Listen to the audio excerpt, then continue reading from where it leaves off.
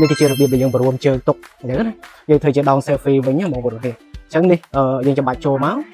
ហើយបន្តមកគឺយើង lock វាកុំភ្លេចបងប្អូន lock ពីខាងក្រោយនេះបងប្អូន lock ពីខាងក្រោយនេះមកកុំឲ្យវាវិលអញ្ចឹង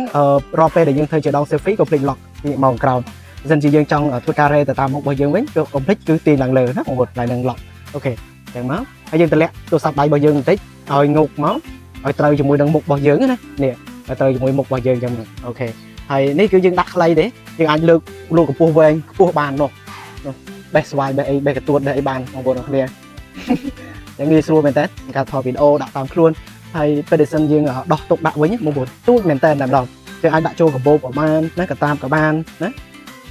ហើយកប៉ៅខោប៉ៅអាវក៏យើងដាក់បានដែរនេះបងប្អូនទូចងាយស្រួលដាក់តាមខ្លួនស្រាលទៀតហើយមានមុខងារច្រើនបងប្អូនយើងចង់ធ្វើ AI ក៏បានណារេតាមមុខរបស់យើងជាកាយវិការធ្វើជាដង selfie tripod បញ្ឈរដាក់លើតុឬក៏មកចំហខ្លួនក៏បានដែរបងប្អូនទាំងគ្នាហើយអ្វីដែលសំខាន់បងប្អូននេះគ្រាន់តែយើងចុចនេះគឺវាបើកអូតូតែម្ដងឬក៏អុកខាងក្រោមក៏បានដែរបងប្អូនអុកមករុញបញ្ចូលមកគឺវាបើកអូតូតែម្ដងឬក៏មួយទៀតបងប្អូនអាចគ្រាន់តែចុចនេះបងប្អូនច្បាច់ចូលសិនមកនេះយើងគ្រាន់តែចុចមកវាបើកបណ្ដោយនេះខ្វានោះអែមមែនតើនេះលយដង AI ស៊េរីថ្មីបងប្អូនអាចឆាតមក Aspect បាន